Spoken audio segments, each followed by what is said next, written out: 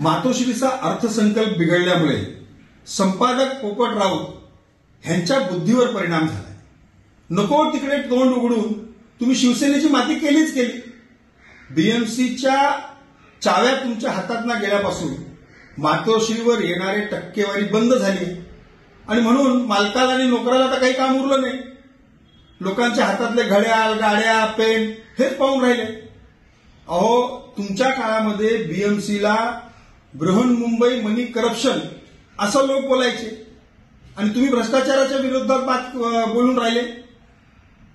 Corona काळामध्ये खिचडीचे घोटाळे तुम्ही केले, कोट्यावधी रुपयाचे। ऑक्सिजन प्लांट तुम्ही खाऊन टाकलं, रेमडेसिवीर तुम्ही खाऊन टाकली, बॉडी बॅगचा घोटाळा तुम्ही केला आणि त्याही कमी पडलं तर रस्तेही खाऊन टाकले। आणि बीएमसी मध्ये गोचिट सारखं चिपकून मुंबईकरांच्या कष्टाचा घामाचा पैसा तुम्ही लुटला। अलिबागमध्ये प्रॉपर्ट्या केल्या, 2-2 मातोश्री बनवली आणि मुंबईकरांच्या हातात दिलं काय? ते वडापाव।